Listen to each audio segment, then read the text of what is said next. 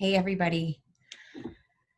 Okay, I'm really excited to do this video today because the messages that I'm going to try to communicate the best that I can today have been coming in really strongly, I would say, in particular over the last few days, last 3 or 4 days. And as I've been going day to day, it's like this sense of urgency builds and builds to get this out. For anybody who channels or is highly intuitive or receives messages in any way, you understand that push that you get that becomes almost urgent, to the point that it has to be expressed, or it just kind of starts to make you a little crazy because the echoes in your head or your heart or your body or however it's happening for you. Um, so for those of you who are new to my channel, I wanted to give you a little bit of information on me, as far as how spirit works through me. I guess you could say I've labeled myself as a medical intuitive because I am a Aries sun, an Aries moon, a Virgo rising, and my Mercury and my sun and moon. And I have so much stuff in the house of Scorpio, on the chart. So, you know, this is probably why my connection with spirit works the way that it does, because I'm head and more head. And with lots of Mars and Aries, that brings in the medical. um, but inside of the house of Scorpio, it allows me to see the duality of life. It allows me to deal with trauma. It allows me to deal with shadow work. It allows me to deal with a lot of the things that I do day to day inside of my client appointments and counseling.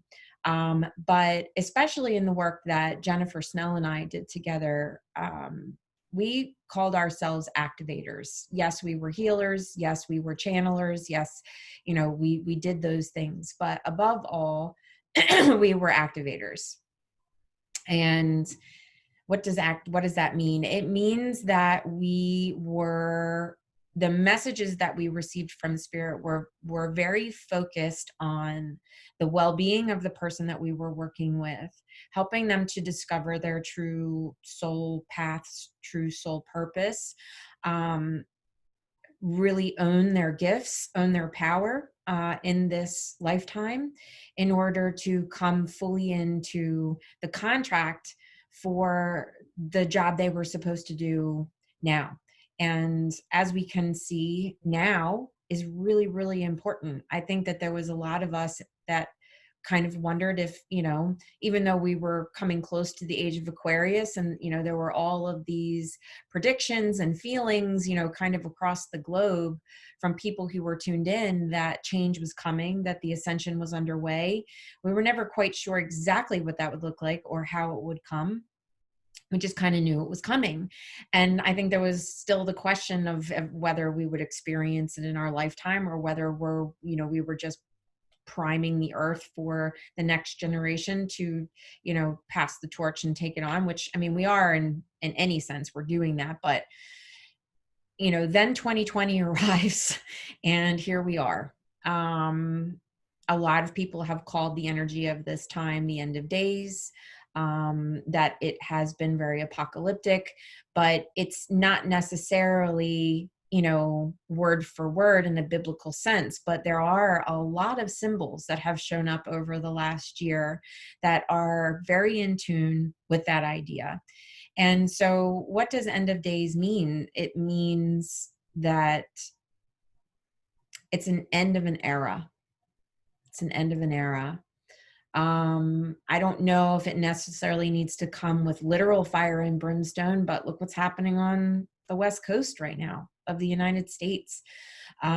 We feel that fire, we feel the brimstone inside of us. So it is very symbolic in that way. And we'll get into a little bit more of that. But just so you understand how I communicate the information that comes through, because I am a very head person, I have worked throughout my life to be a head heart connected person. And I think that this has given me the ability to be a little bit more neutral in how my messages from spirit come through, and has allowed me a balance of the claircognizance, which is the knowing, along with the clairsentience, which is the feeling. And I do both of these inside of my work. So I'm not a trans channeler. um, I am more of a knower, I suppose you could say. Sometimes I kind of hear things in my head, but it's not with a physical ear. It's almost like a whole thought has dropped into my head that is not necessarily mine. It's coming from an outside, you know, access or knowledge base, if you will. Jennifer and I both were trained in reading the Akashic records, although that was her specialty. I do believe that a lot of the information from spirit is you're accessing that. I don't necessarily divide up who exactly is coming through for me. I just have always been taught to use the word spirit because it is a collective voice of lots of angelics, ascended masters, human guides. They all kind of come through with one voice. And so that is what spirit is to me. So today we're going to talk about the number 4. We're going to do a little play on the vibration of numbers, which for those of you who know me well know that I am a total frequency junkie, and that sacred geometry and quantum physics and all of that, where science meets spirituality, is really where I get fired up. And what is the language of the universe? It's all done in math. If you're looking at the study of astrology, quantum physics, all of that, the vibration language is numbers. And so we're going to play with numbers today. And this is the reason why, is because this is how spirit has been talking to me, because it makes sense to me. And I'm also I have a deep love of puzzles, and which has really helped me in my newly formed career.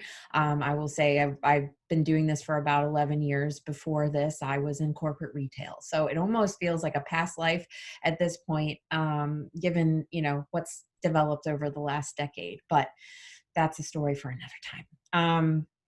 So I wanted to talk about, when I decided to go back into Soul Speak and start doing videos again, I had, asked some of my my circle, okay, if I were going to do this, what would you want to hear about? What are the questions that are still out there? What are you still hungry for as far as information? What can I provide? And one of the resounding requests was to talk about 5D. What is it? Where are we going? What are we supposed to be doing? What does 5D look like? What does it feel like? And I touched on this, last week in the videos that I did, talking about the general sense of where we are headed in 5D, which is, to boil it down, is unity consciousness.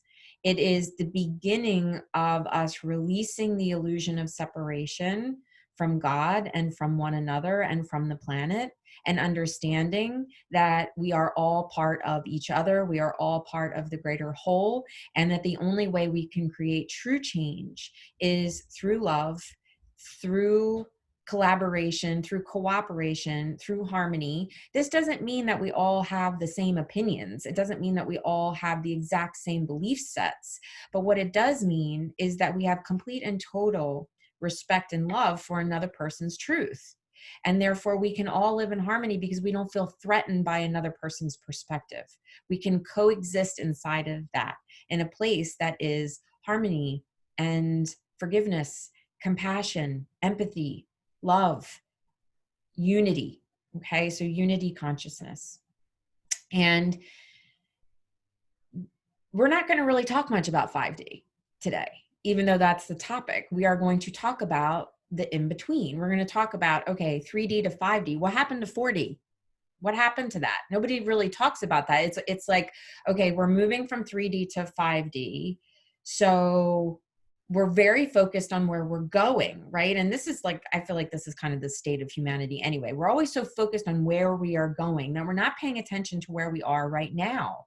It's like what I haven't done to get to where I feel like I should be.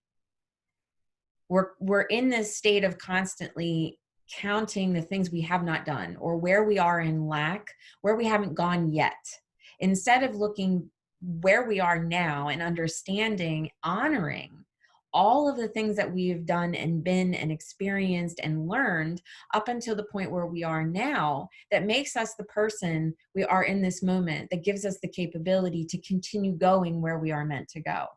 And, this is where, so many people that seek out counseling, spiritual counseling, or, psychic readings, things like that, they want to understand, what's coming. It's the fear of the unknown, the desire for the ego to be in control of things that we can't really control. All we can control is what we're doing right now. We can control our thoughts. We can be in touch with our emotions. We can control the choices that we're making.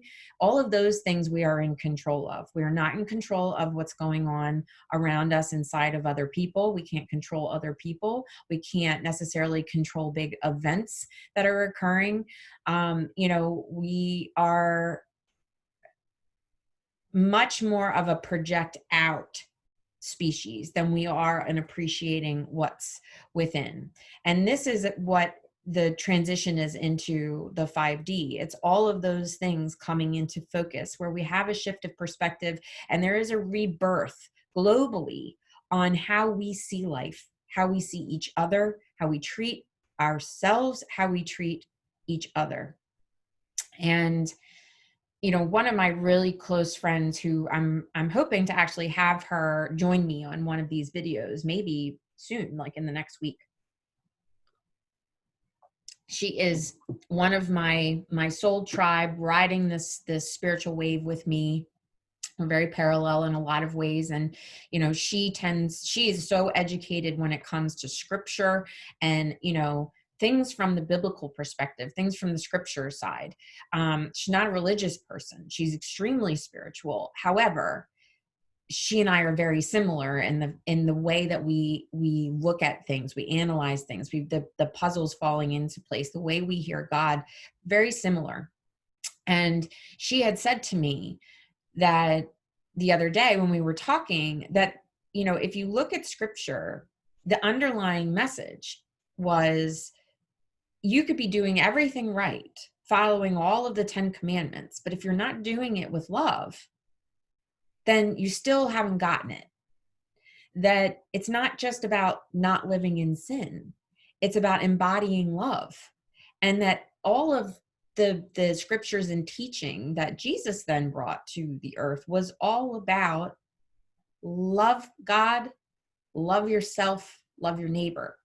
And everything else kind of falls into place. But we can't love ourselves if the illusion of separateness still exists. If we don't believe that we are truly a child of God, and that our neighbor is truly a child of God, that we are all from the same creator or same source, made of the same stuff, that separation from God doesn't allow us to truly experience the love of God and unconditional love. We have to really be able to love ourselves, understand that we are made in the image of source energy, therefore made in the image of love.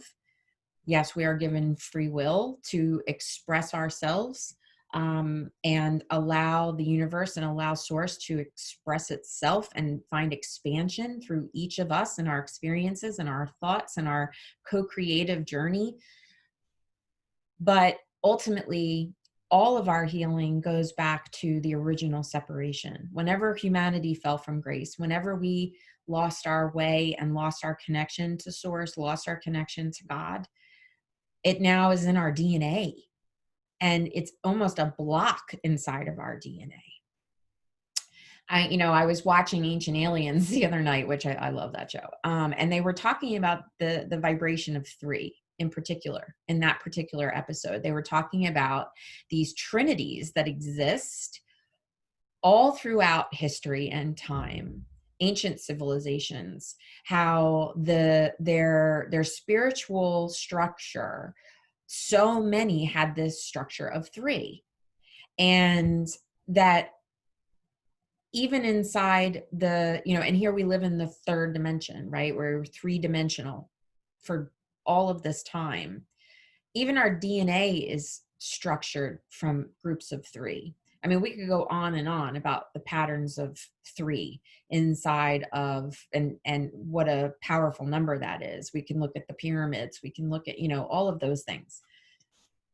But it would be really fascinating to see, and perhaps we will get to see it as science evolves, as our bodies evolve, how even our internal structures may start to change, or new discoveries may be found where potentially there's links of 4 or links of 5 inside of our DNA.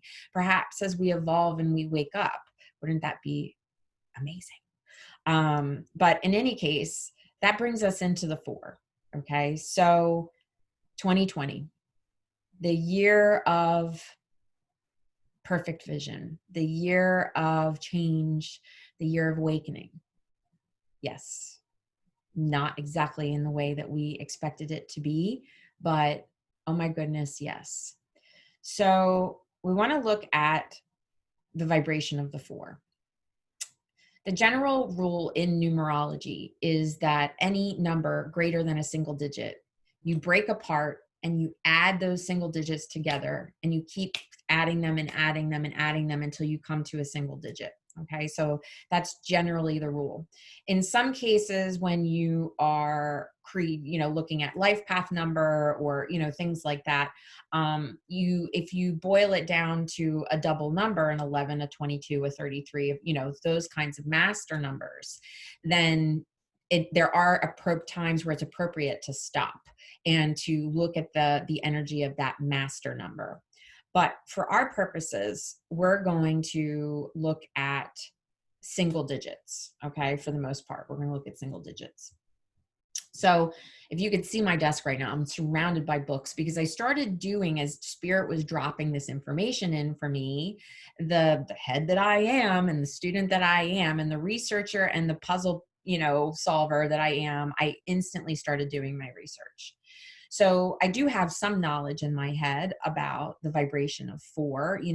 It was introduced to me early on, I think more through the master number of 44, which had a deep angelic vibration, or a deep angelic connection. It was like your angels are listening, your angels are hearing you, your prayers are being answered. Keep going, keep going. And so I think that that's where the beginning of it started for me, as far as understanding the first vibration of 4. But I wanted to get into some other layers of 4 and how 4 shows up. So 2020, let's go back to that original rule of adding up. That's 2 plus 0 plus 2 plus 0. Okay. You add all of that up. We're in a 4 right now. 2020 is a 4 year, a 4 vibration. And so for those of you who follow numerology, or even astrology, because there's a lot of numerology vibration that comes into astrology as well, because of birthdays, because of stars, because of planet, what did I say? The language of the universe, the language of the planets, the stars, the solar system, it's math. Okay, so it's numbers. And so we look at what the 4 is inside of itself, like what the vibration of 4 is, and inside of itself. We're going to look at the planetary vibration of 4 and that connection. We're going to look at color vibration in connection to 4. We're going to look at a couple of different things. Okay, so let's get started. All right, so we're going to start with with first just the vibration of 4 itself. You'll see me kind of moving things around because, like I said, I've got lots of resources right in front of me. Okay. So the first thing that we're going to talk about is 4. Okay. So this is how I got started. Idiot's Guide to Numerology. Great books.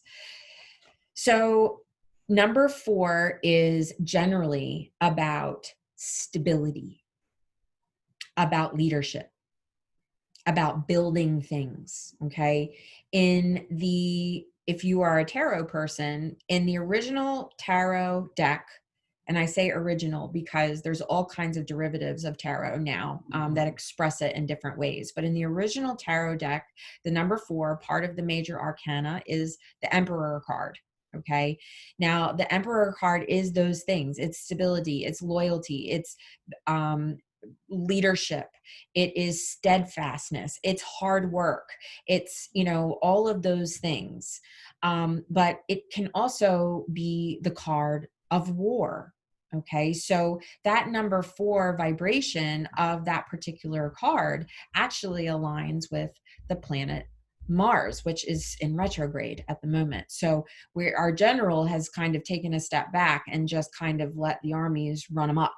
And this is where we're having a little bit of problem right now, because the primary leadership is not necessarily a super organized one at the moment. Okay.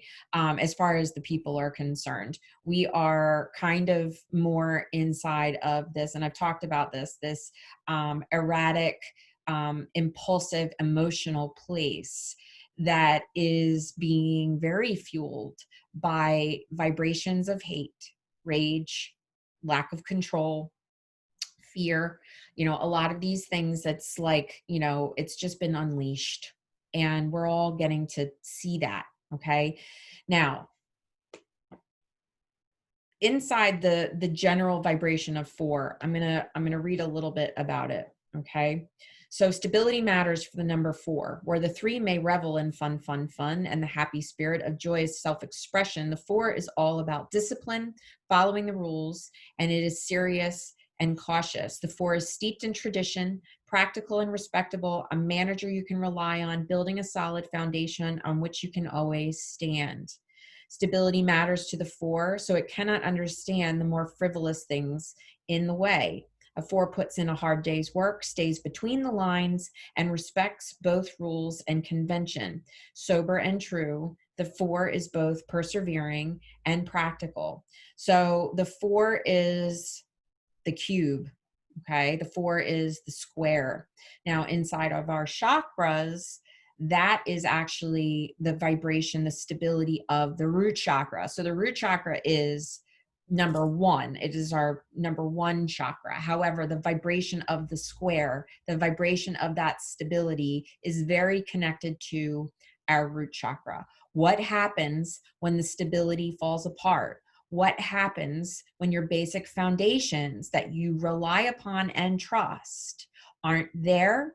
The root chakra goes crazy, our survival instincts kick in, and we go into fight or flight. Okay. And we will stand to defend whatever we believe is our stability. And this doesn't just have to be food, water, housing, finances, those kinds of things. It can also be, and most often is, what takes us to war is our truth. It's our belief system. And when somebody threatens our belief system with a different kind of belief or an alternative perspective, I mean, how many times have we seen war occur just over religion? So basic resources that people depend on for stability inside of the country, inside of their livelihoods. So you can see how this vibration is starting. Okay. Now, whenever we look at the vibration of anything, we have to always remember that there is a polarity. In any given frequency, there is a polarity. Okay. So we have to look at both sides of what that means. For a 4, if you were doing numerology for a person who's a 4, you would look at their strengths, you'd do their life path. You would say, these are your talents. These are your natural abilities. This is where you are going to find the most grace and ease and your purpose and passion in this lifetime. However, there are also pitfalls of every vibration. So this is the light and the shadow, right? The illuminated state of something, the shadow state of something. We talked about that in the last video when I was talking about the vibration of hate. Okay. So the energy of the 4, very, very grounded. Remember, I was talking about the root chakra.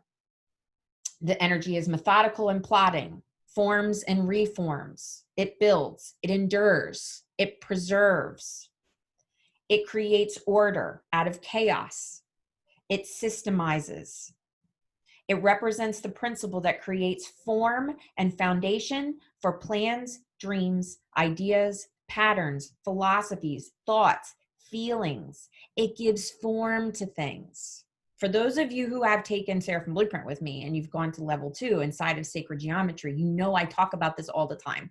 And we talk about Metatron in particular as being the grand architect of this exact thing that we're talking about. It's about being able to see a blueprint inside of frequency, okay? And then bringing it into our being so we can manifest it into form. This is the ability that we have as co-creators inside of this life, that we are given the power to create. And so Metatron is very much the angel that helps us, like the project manager, the ultimate project manager. You know, it's like, I feel like he really works directly with like Holy Spirit. It's like, here's the message that's coming down from source that needs to go across the globe. It starts as an idea or a concept or a vibration of, you know, feeling, thought, and then that's where everything begins, right? Everything begins there. And then Metatron helps us bring it into form onto the earth, okay? So the 4 carries a solid, stable energy, and those with this number give off the vibe of predictability and conventionality. No boat rocking here. Now, some key words that they give for the number 4: hard work, planning, cautious, conventional, management and order, building, symbolizing putting things into form. The astrological equivalent is the energy of Taurus. They are very much earth, very much the builders of the zodiac, okay? Tarot card equivalent, the Emperor, we talked about this, and the 4s inside of each major or inside of each minor arcana suit. The letters inside of the alphabet, D, M, and V. The colors associated with this are the greens. Gems, jade and emerald. Flowers, we have the nasturtium for patriotism, if I'm saying that correctly, and the bluebell for constancy. Now, before we move on with this, I want to bring in a very interesting tidbit that I discovered yesterday when I was doing my research. Because like I said, you can actually do a numerology reading on people. So I was like, I wonder what number Trump is. His birthday is June 14th, I believe, 1964. Is that correct? Is that right? Or 1946. So you break that down, 6 plus 14 is 20. You add up his birth year. It also adds to 20. So now we have Donald Trump with a 2020. Then we want to add those together, but I just wanted to pause there because, hello, 2020. And you add those up to a 4. He is a 4 life path. Okay. Now, we've heard the words that I've said already. We've heard the description of what the 4 is. And I would say that this is 4 in its balanced and illuminated state. Okay. What's also interesting is that I know a lot of you who watch my channel also watch Amanda Ellis, who is a Metatron channeler in the UK, and she uses cards for a lot of her readings and divinations to help give the information that's coming in focus. And she talks about, you know, I've seen her, a few of her videos where she is discussing the candidates for the US. And what's really interesting is that anytime she is bringing the energy of Trump forward, he always comes in her cards with the Emperor card, which is the 4, which is the card here that we're talking about. And he is a 4. So that's really cool. So 2, though, we have to understand that Mars is the warrior planet, okay, or the planet of war. And that's the energy inside of the Emperor card in the major arcana. So yes, it can be all of these things. It can be loyalty, it can be leadership, it can be organization, it can be dependability, all of those things. But when it starts to move out of balance, then we can actually see the other side of the 4. Okay. So let's look at the challenge for the 4. The challenge for the 4 is not to be rigid, but resilient, to see the need for structure, but not be inflexible. Its best use is to help form something as a foundation for life rather than a box that creates limitation and restricts growth. It's always a challenge for the 4 to not be controlling. After all, things must fit into the plan and not necessarily fit into the box. Okay, so we can see where this 4 energy can start to change and start to get a little bit more imbalanced if the 4 feels threatened in a way where its freedom is taken away. Then, or it's been put inside a box, it's been given limitations, so it cannot express itself in its full form in order to be a builder, to bring things into form. It needs an open canvas to do this without too many limitations. So you can't tell a 4, you can do what you want to do, but you have to do it within these parameters. That's not really going to work for a 4. A 4 is going to want to do it their way, and they're going to create their own platform, their own foundation for building. Okay.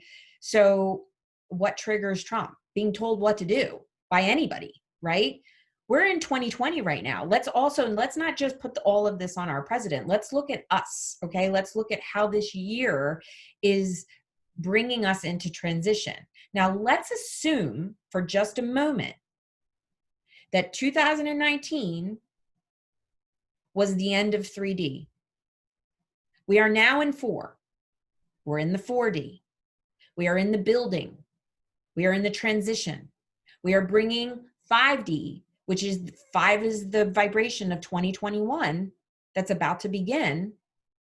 What if we are in 4D right now? What if we are in this transition? What if 2020, the energy of 2020, the energy of the 4, literally translates to us being in the in-between, in the 4th dimension, where death and rebirth are happening simultaneously at every moment, where we are being asked to get out of the box that we have been placed in, to fully embrace our 4-ness, to truly embrace that vibration as we become more stable, even as our old structures and our old foundations are falling down around us, okay, in preparation for what is coming. Okay, I'm going to leave you with that. And now we're going to talk about the lesson of the 4. Okay. Many 4s tend to see life as confined and narrow because they follow the rules bound by policy, and so think the plan is cast in cement. They forget that living in between the narrow lines or living in the rut is the rut of their own making. Hence, they are presented with this lesson over and over again. The 4s are learning to look outside the box, get out of the rut, take a risk, take a chance. They need the 5s to help them do this and be creative with their options.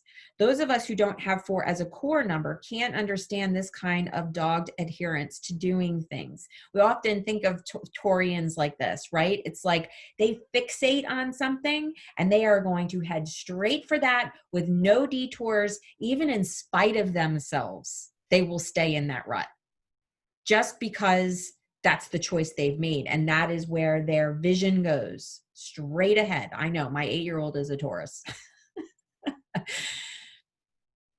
Besides the propensity for efficient order, the 4 can be very stubborn. So most often will argue that it is not being inflexible. In fact, you are the one that's inflexible. Most of the rest of us will give up and leave the 4 to find its fixed ways, which is precisely why the 4 will remain stuck, if not in its illuminated state. When the 4 is able to see outside the box once and for all, it experiences the soul song of the 5, freedom from restriction. So What's happening in our world right now? We are under an extreme amount of restriction. With the pandemic that's going on, we've been more restricted, especially in this country. We've been more restricted for the majority of this year than we may have ever been in our lives. That's on a global perspective. Now let's look at the movements that are coming forward. Okay. And where we're going through another sexual revolution right now, where people are stepping forward with the ability to have the freedom to express who they are without limitation, without restriction, and without judgment. And they're asking for compassion and they're asking for understanding. We have the Black Lives Matter movement. They're asking for years of limitations and restrictions to just be visible once and for all, to have it accepted once and for all, with the prayer and hope that we can move forward into something new and not continue to drag this old energy into our new chapter. Now, we're not going to get into the two sides of this that says we can't allow our history, this is one of, well, we can talk about it because honestly, that's the shadow of the four. The shadow of the four says that we have to completely annihilate everything that once was in order to start anew. And that's not true. The old needs to be honored. It needs to be learned from. It's like an old blueprint of a building that fell down. If we burn that blueprint, then we don't have record of what we didn't do right the first time, so we can improve it the next time. So it's not about erasing history. It's about doing it better the next time. But can't you see the energy of what's happening this year inside of this this four vibration, okay? So let's move on. All right. So we've got the general vibration of the four. Okay. Before I turn the page, I want to see if there's anything else here. So here's some interesting words. The four has been called both the salt of the earth and the pillar of community. So we can see how the natural leadership comes out of these four vibrations. The four has a high need for security in business, marriage, and the right to be itself. This number makes a trustworthy, dependable leader or a trustworthy, dependable partner.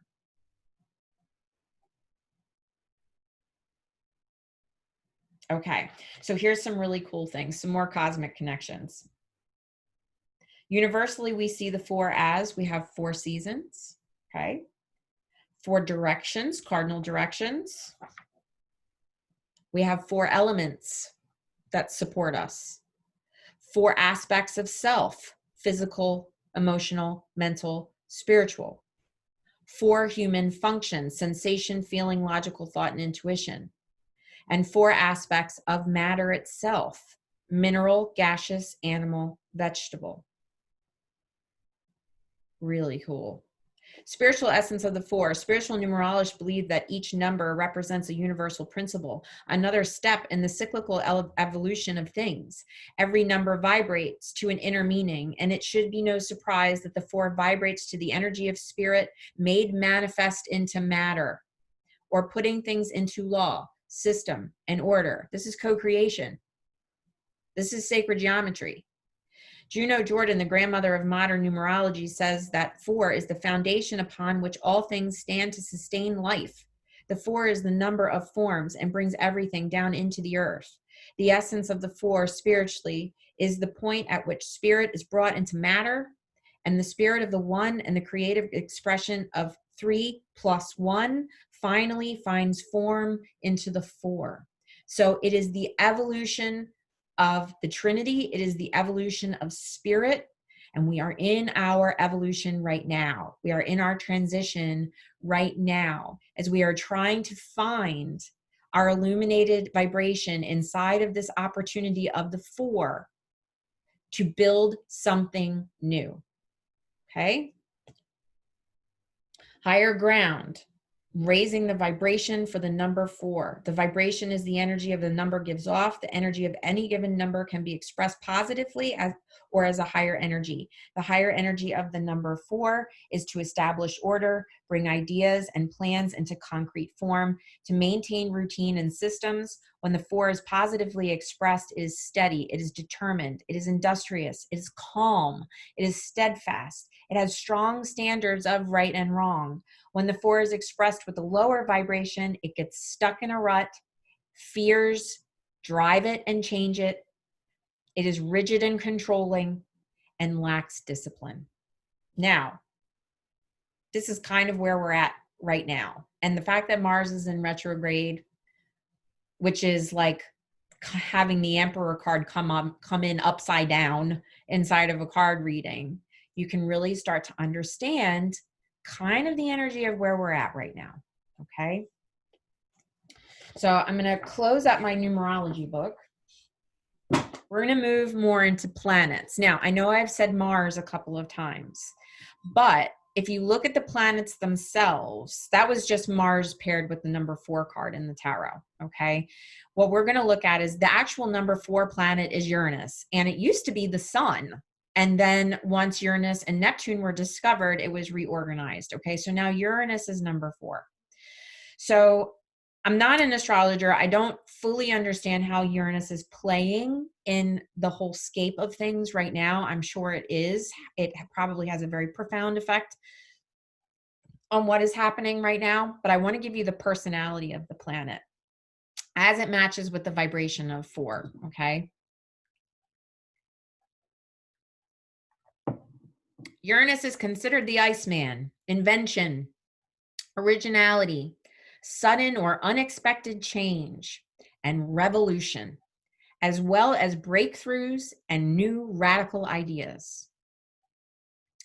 Uranus both questions and challenges authority, transcends business as usual, creating social and cultural ideas that arrive at new solutions and new beginnings. I mean, I don't like the words new normal, but I mean, come on. I mean, it might as well be written into the book. Uranus insists on our freedom, but it also understands that humans need to learn about freedom one step at a time. Uranus is the planet of intuition and the sixth sense, the ruler of astrologers and inventors, and it is closely associated with electricity, technology, and electronics. Okay. So how Uranus expresses itself inside of your chart is very personal to you. But we are currently in Libra. So let's take a look at how Uranus looks in Libra. Uranus in Libra has a strong social conscience and is interested in bringing about new ways of looking at old social traditions like marriage, partnership, and other social areas. One of the results of this has been political correctness, a well-meaning idea gone somewhat amok. But Uranus here often finds unusual solutions, and friends and lovers, Uranus in Libra liberates socially. Okay. Now we have coming in. So once Libra ends, we go into Scorpio, and this is when the election is going to be taking place. So what does Uranus and Scorpio look like? Uranus and Scorpio is a powerful pairing, and during this time, both the 3 Mile Island nuclear power plant and volcano, Mount St. Helens, had unexpected explosions. Those born with Uranus and Scorpio are just now beginning to discover their power for change, and are also discovering what can happen when power and sexuality are misunderstood. And they're tracking this back into the time of when AIDS became an epidemic. Interesting, right? This pairing has the potential to awaken others to what is really happening and liberates powerfully. I mean, this is like, is your brain exploding? My brain is exploding. Just really, really interesting as we look at these particular vibrations that now, given any moment, like if you are really an astrology person or you are an astrologer, you are really intimately connected and watching how this whole puzzle is coming together from a planetary perspective. It's not an accident. It's not an accident. I was just using the visual within a conversation with my girlfriend the other day about how it's like God's sitting at his big control panel up there, and he's got all of these joysticks in front of him and each has a planet on top. And he's saying, okay, we're moving into the time now where the global awakening is becoming more and more important, and we're running out of time. We're getting really close. And so I'm going to, these planets are going into position to create a global effect that will not single anybody out. It's going to affect all of us as a whole. Okay. It becomes collective. That's the wonderful thing about astrology, is that, yes, it is very personal, on the macro or on the micro level, but it is affecting the globe on a macrocosm level. Okay, so very cool. If you don't have an astrologer right now, I would suggest finding one. Ask for referrals from your friends. I have a few that I really like to follow. Maria DeSimone. I mean, these are local to me here in New York. Maria DeSimone, Georgia Rose. One of my students, Charlene Lawrence. There are people all around you, but to find somebody that you really jive with and that can give you constant reports is pretty cool, to be able to connect with that energy. Back before there was really before the Bible, even, before there was all of this structure where, science and spirit got split. Even the three wise men followed the North Star. My girlfriend and I were just talking about this too. She, and she acknowledges the fact that, this even in it, for a scriptural person, you can't deny the power of the planets and the stars, because Source made it all. And it's not an accident. It's not an accident. Okay. So this is the energy of Uranus, which is attached to the 4, but we also see some Mars playing into this, which is interesting because we are in Mars retrograde. Like I said, we're getting ready to go into Mercury retrograde, which Mercury is the vibration of 5. It is communication. It is expression. This is what we hope to see in 2021 is the full expression of the collective shift in a positive way. Okay. So those of us who are holding the space and holding the light, this is what we're constantly praying for, right? Okay. So that being said, I wanted to bring in a couple of these are 2 of the decks that are my go-tos when I do card readings. I have the Akashic Tarot here, and I have Amanda's, the Archangel Metatron deck, which I use all the time. So I wanted to just kind of start to wrap this up a little bit with messages from these. Now, like I said, there are other derivatives now, and oracle cards are a little different than tarot. Okay, so we've got the Metatron card deck is a little bit more of an oracle deck, and the Akashic Tarot is structured like the traditional tarot. So we're going to go into this one first. Okay, the 4 card in the major arcana for this particular deck, you can see it. I know it's backwards. Birth. Okay.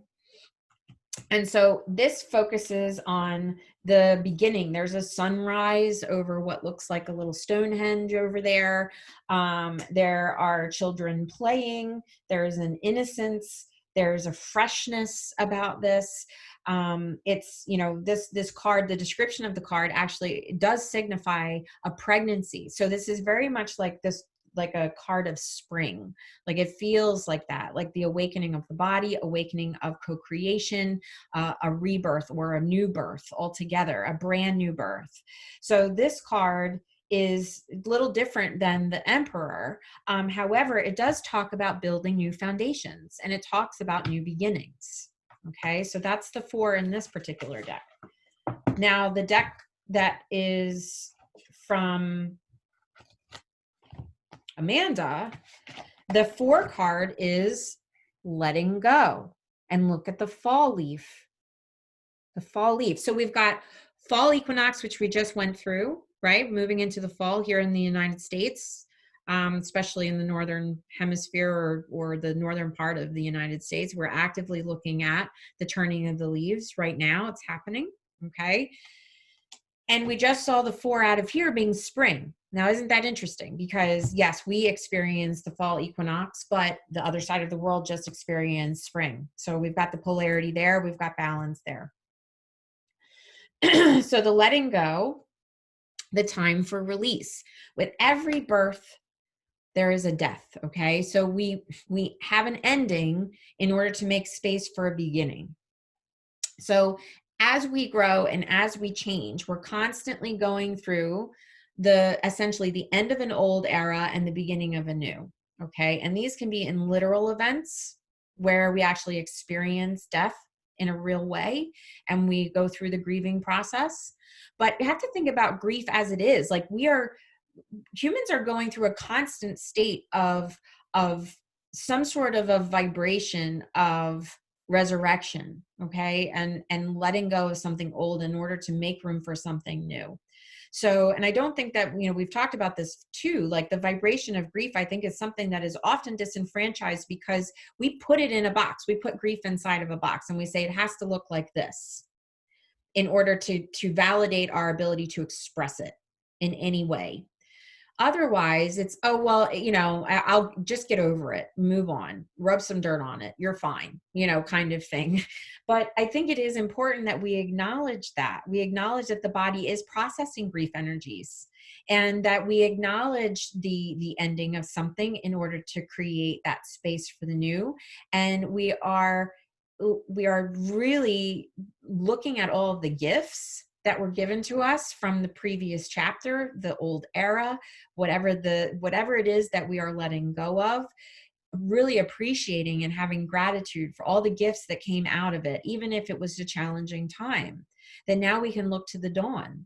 And honestly, we can't appreciate light in its fullest form if we have not experienced the darkness in its fullest form. So again, we're looking at polarity, okay?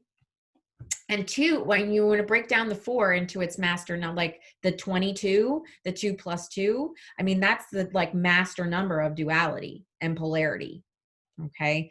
So we've got the time for release, the letting go, links to this, and she has it, links to the planet Uranus and the nature of change and adapting to unexpected events. And a lot of astrologers were talking about the surprises that would pop up within October, and then moving into November, these surprises, these things kind of coming at us from a blind spot.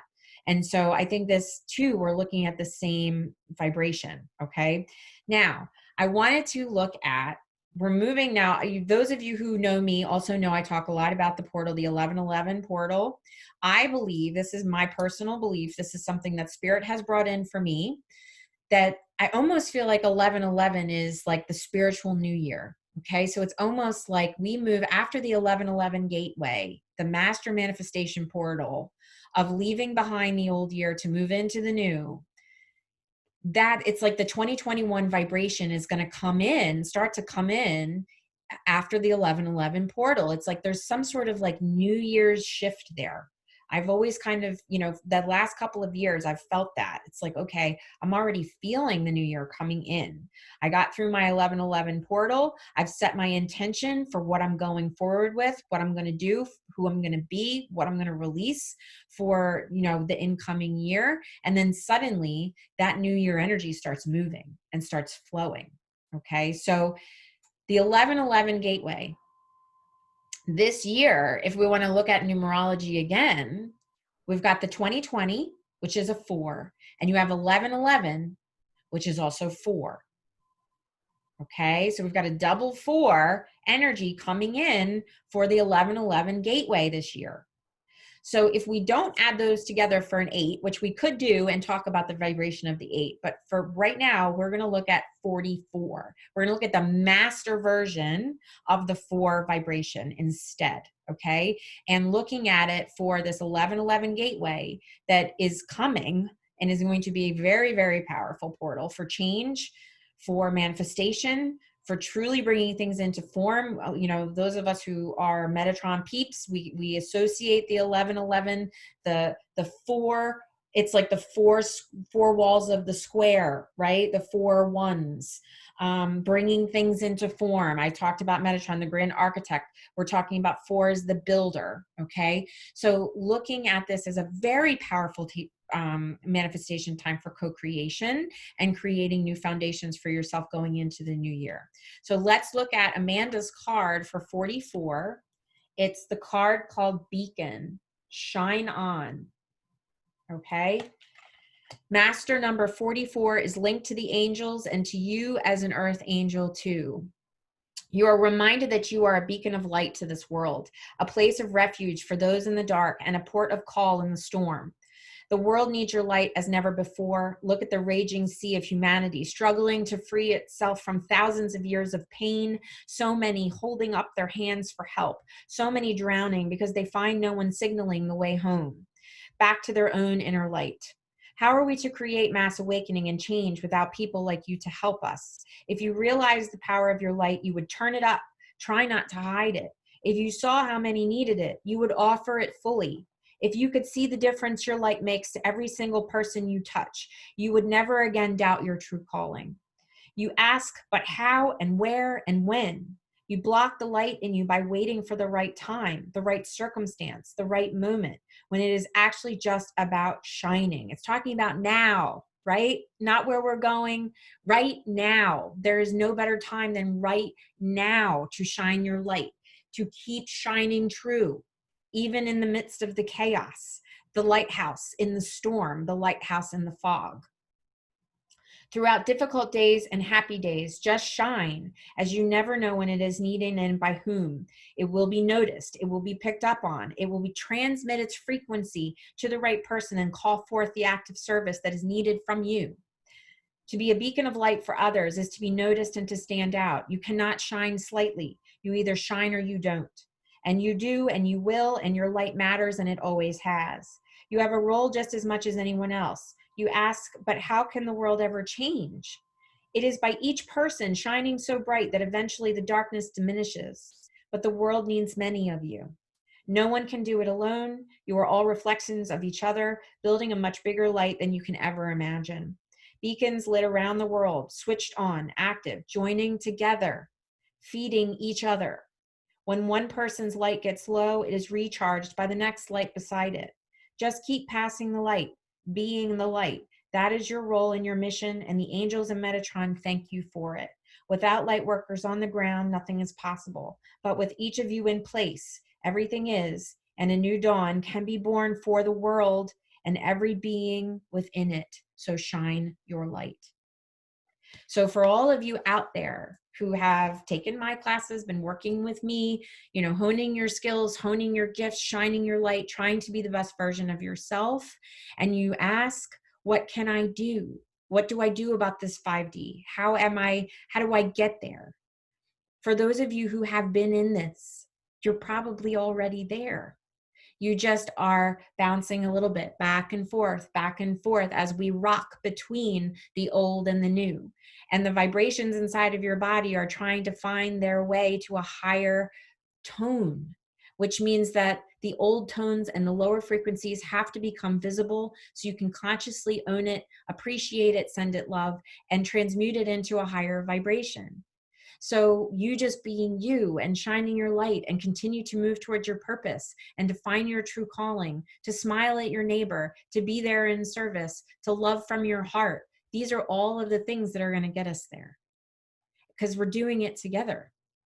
And one person radiating from their heart has a span that is 3 times as powerful as someone that's radiating from fear. This has been measured inside of people's actual EMF frequencies that are coming out of their bodies. The heart EMF field goes like 12 or 13 feet out. The brain only goes out like 2 feet. So this is science that meets spirit. And it's not an accident. And so for those of you who are asking, what do I do right now? Go back and listen to this video again. Listen to everything. that is divinely aligned right now, inside of the space that we are right now, that you are in the making, you are co-creating, you are clearing out the old foundations, you are allowing the towers to fall that, you know, were maybe halfway there and needed to come the rest of the way down. And this is just inside of your own life. If you can take that and apply it to the whole, to the macrocosm, suddenly things are going to make a little bit more sense. Towers are falling still, or at least what's left. And for us to be able to create and build a new earth inside of new vibrations, where we are ready to hold our neighbor's hand in unity and shine our lights, believe in ourselves as a child of God, that we are powerful co-creators, and that if we are doing it in love and we are showing up as our best selves each and every day, the best that we can, that we are doing our part. I hope you enjoyed this. It was certainly fun delivering the message. I hope you enjoyed all of the little puzzle pieces as they all fit together the way that I did. I was just so excited to put this message out. If you enjoyed this message today, please like the video, please share it with family and friends to spread the message. Please come and subscribe to the YouTube channel, which is still called Soul Speak with the Two Jennies, as I stand in solidarity for she and I both, her in spirit and me in here, my own little microcosm of polarity of as above, so below, as within, so without. And you can also come and find me on Facebook at Jenny Israel CPC. I'm also on Instagram at the same handle. You can come visit my website at jennyisrael.com. If you're interested in setting up an appointment or a consultation or a reading, you can find the information that you need there. But for today, sending you all peace, love, and light, blessings and prayers, health going forward, and finding your own illuminated vibration inside of the four: foundation, solidarity, stability, and courage. Find that war spirit in you in its most illuminated state as we still continue to forge ahead for humanity and for our planet. Love you all. See you next time.